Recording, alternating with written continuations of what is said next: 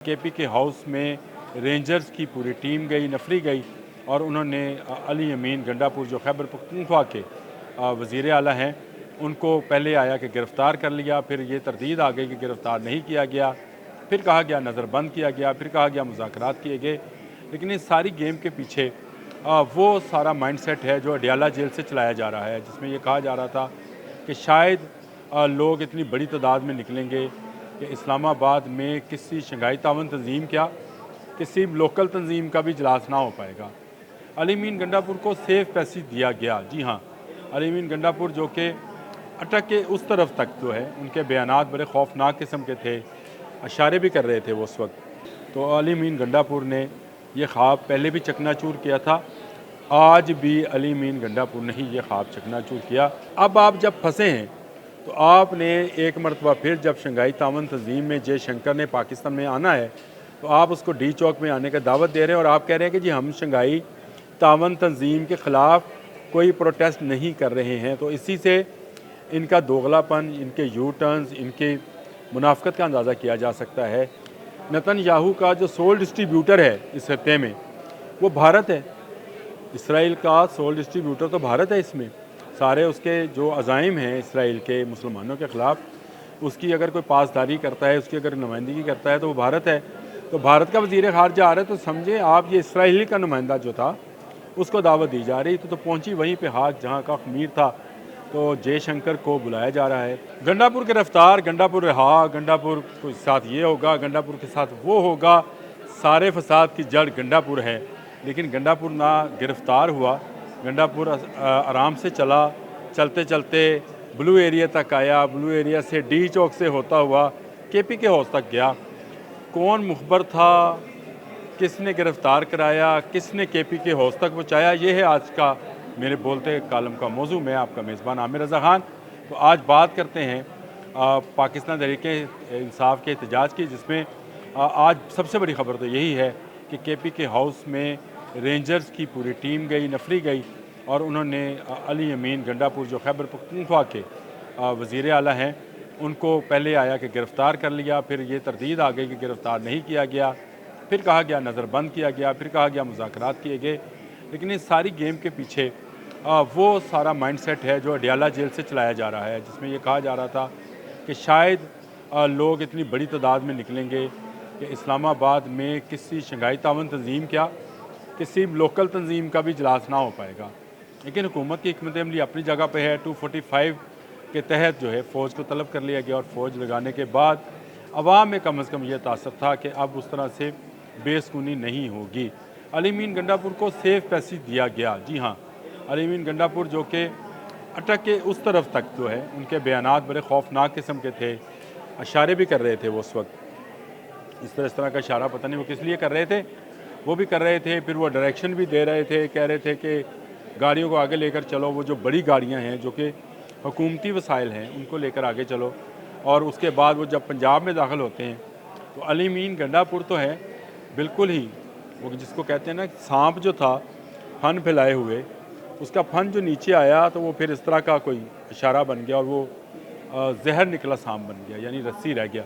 और ये रस्सी चलते चलते ना सिर्फ इसको पैसेज दिया गया, सेफ पैसेज कि ब्लू एरिया तक आए, ब्लू एरिया से फिर ये डी चौक तक आए और डी चौक से वॉकिंग डिस्टेंस पर केपी के हाउस है। ये काफ़िला जो अली अमीन गंडापुर के साथ उनको सेफ पैसेज दिया गया था, उसमें जो चंद लोग थे उनको डी चौक के सामने से गुजारते हुए आराम से केपी के हाउस पहुँचाया गया। और ये ख़बर आना शुरू हुई कि अली अमीन गंडापुर अपने जो जुलूस लेकर आ रहे थे केपी के से, उसमें से अचानक गायब हुए, ब्लू एरिया में नमूदार हुए, केपी के हाउस में जो है उनको इस वक्त मौजूद हैं।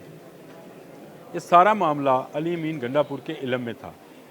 मैंने आपसे पहले भी बारहा ये बात की है कि ताज़ा खबर आई है अली अमीन गंडापुर अपना भाई है। ये अपना भाई है, इसको बचाना है। जिस तरह फैसल वाडा ने कहा था कि अडियाला जेल में बैठा शख्स ये चाहता है कि इस मुल्क में खून खराबा हो, लाशें गिरे, ख़ुद उसके बच्चे जो हैं वो बिरूने मुल्क बैठे हैं, वो कभी नहीं आएंगे इस इनकलाब के लिए जिसका ख्वाब अडियाला में बैठा एक खपती शख्स देख रहा है। तो अली अमीन गंडापुर ने यह ख्वाब पहले भी चकनाचूर किया था, आज भी अली अमीन गंडापुर ने ही ये ख्वाब चकनाचूर किया। वो क़यादत छोड़कर केपी के हाउस में गए सेफ पैसेज के ज़रिए, और अब इस वक्त वो सेफ हाउस में हैं, यानी अपने ही खैबर पख्तूनख्वा हाउस इस्लामाबाद में मुकीम हैं। बाहर रेंजर्स भी है, पुलिस भी है, देखने में ऐसे ही लग रहा है जैसे वो हॉस्टेज हैं, लेकिन ना वो गिरफ़्तार हुए हैं, अपनी मर्ज़ी से वहाँ बैठे हैं, अपनी मर्ज़ी से बैठे रहेंगे।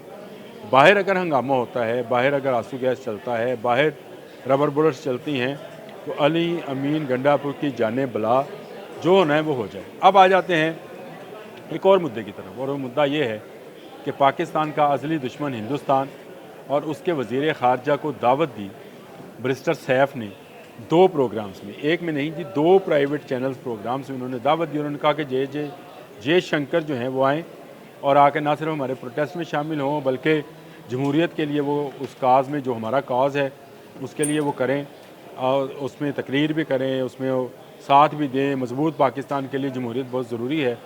सुना है मैंने, वो क्लिप सुने हैं, और उसमें लग यही रहा है कि वो अली जो हैं जयशंकर को बाकायदा दावत दे रहे हैं। लेकिन अब तरदीद आना शुरू हो गई है। खुद बैरिस्टर सैफ ने भी कह दिया कि मैं इस तनाज़र में बात नहीं करना चाहता था। भाई आप किस तनाज़र में बात करना चाहते थे? शोहदा के जो मज़ारात जलाए आप लोगों ने, जो आपने GHQ पर हमला किया, उससे ये साफ ज़ाहिर है कि ये सारी मंशा भारत में बैठे लोगों की या थिंक टैंक की थी कि पाकिस्तानी फ़ौज और आवाम को आमने सामने लड़ा दिया जाए। 9 मई को आपने ये कर दिखाया। अब आप जब फंसे हैं तो आपने एक मरतबा फिर, जब शंघाई तावन तंजीम में जयशंकर ने पाकिस्तान में आना है, तो आप उसको डी चौक में आने का दावत दे रहे हैं, और आप कह रहे हैं कि जी हम शंघाई तावन तंजीम के ख़िलाफ़ कोई प्रोटेस्ट नहीं कर रहे हैं। तो इसी से इनका दोगलापन, इनके यू टर्न्स, इनके मुनाफ़कत का अंदाज़ा किया जा सकता है कि जयशंकर तो आज आकर नहीं बैठे हुए, जयशंकर ने तो आना है। आएंगे तो इनके वो कह रहे हैं कि जी हमारे मुज़ाहरे में भी आएँ। तो मुझे किसी दोस्त ने अच्छी फप्ती कसी, उसने कहा कि जब बच्चे को मार पड़ती है वो जाकर बाप को शिकायत करता है। PTI जिनको बाप समझती है वो उनको बुला लिया। दूसरे दोस्त ने तबसरा किया, उसने कहा जी देखें, नेतन्याहू को तो कहा नहीं जा सकता था क्योंकि वो शंघाई तावन तंजीम का मेंबर नहीं है। नेतन्याहू का जो सोल डिस्ट्रीब्यूटर है इस खत्ते में वो भारत है। इसराइल का सोल डिस्ट्रीब्यूटर तो भारत है। इसमें सारे उसके जो अज़ाइम हैं इसराइल के मुसलमानों के ख़िलाफ़, उसकी अगर कोई पासदारी करता है, उसकी अगर नुमाइंदगी करता है तो वो भारत है। तो भारत का वज़ीर ख़ारजा आ रहा है, तो समझे आप ये इसराइली का नुमाइंदा जो था उसको दावत दी जा रही। तो पहुंची वहीं पे हाथ जहां का खमीर था। तो जयशंकर को बुलाया जा रहा है। अच्छी बात है। वज़ीर दाखिला मोहसिन नकवी ने आज अपनी जो मीडिया कॉन्फ्रेंस की, उसमें उन्होंने इस बात का खुलकर इज़हार किया कि ये सारा मजमा, ये सारा शोर व गोगा, ये सारा हंगामा जो है लगाने का और कोई मकसद नहीं है। सिर्फ़ एक मकसद है कि शंघाई तावन तंजीम का जो इजलास पहली मरतबा पाकिस्तान में होने जा रहा है वो ना हो। इसमें रूस है, चीन है, सारी वस्ती एशियाई रियासतें हैं, भारत है। और अगर ये इजलास यहाँ पर होता है तो इसका मतलब ये है कि पाकिस्तान दुनिया भर में तनहा नहीं है। एक अच्छी बड़ी तंजीम जिसमें सुपर पावर शामिल है, जिसमें 4 एटमी, 7 में से 4 एटमी क़ुव्वतें जो हैं उसमें शामिल हैं, और उसकी मेज़बानी अगर पाकिस्तान करता है तो ये पूरी दुनिया के लिए एक बड़ा स्ट्रॉन्ग मैसेज था। दुनिया का क्या कहना, दुनिया के लिए तो होगा, लेकिन असल मैसेज ये इसराइल के लिए था, असल मैसेज ये अमेरिका के लिए था कि अगर इसमें इस शंघाई तावन तंजीम का इजलास हो सकता है और पाकिस्तान इसकी मेज़बानी कर सकता है, तो कल को अगर किसी एक मेंबर पर भी बुरा वक्त आया तो उसका साथ देंगे बाकी मेंबर्स। इस मैसेज को जो कि इसका डिफ्यूज़ करने के लिए ये सारा मजमा, ये सारा हंगामा, ये सारी चीज़ें जो हैं वो लगाई गई। और अब ये कहा जा रहा है कि हमने इस तनाज़र में बात नहीं की, तो ये भी एक मुनाफिकाना अमल है। इस वक्त इस्लामाबाद में हालात मामूल पर आना शुरू हो गए हैं। गो जो KPK से लोग आए थे कुछ वापस चले गए। आर्मी आ चुकी जो कि अब शंघाई तावन तंजीम के इजलास तक रहेगी। 245 के तहत इस आर्मी को लगाया गया है। ये इसने तमाम तनसीबात की हिफाजत करनी है, तमाम उन लोगों की हिफाजत करनी है जो बैरून मुल्क से आएंगे, जो मुख्तलिफ मंदूब आएंगे। तकरीबन 250 के करीब लोग हैं जिन्होंने आना है, जो एयरपोर्ट्स से आएंगे, उनको मुख्तलिफ जो है जगहों पर ले जाया जाएगा, उनको दिखाया जाएगा पाकिस्तान में। पाकिस्तान एक पुरअमन मुल्क है, मईशत इसकी तरक्की कर रही है और उसके बेहतरीन इशारे इस वक्त मिल रहे हैं। महंगाई में कमी हो रही है। स्टॉक एक्सचेंज ने कल फिर एक बड़ा ब्रेक थ्रू किया और अपना ही रिकॉर्ड जो है उसने ब्रेक किया। तो इसका मतलब है मईशत भी स्ट्रॉन्ग हो रही है। ऐसे हालात में पाकिस्तान तहरीक इंसाफ बजाय इसके कि सारी सियासी कुव्वतों के साथ मिलकर सबको वेलकम करती, उसने वेलकम करने के लिए खैबर पख्तूनख्वा से मुसल्लह अफराद जिनकी वीडियोस मौजूद हैं और असले से लेस अफराद जो हैं उनको लाकर इस्लामाबाद में क्या साबित करना चाहती है? क्या ये एक सियासी तंजीम है या दहशतगर्द तंजीम है जो इस मुल्क के मफादात को ख़त्म करना चाहती है? आज के लिए इतना ही। अल्लाह हाफ़िज़।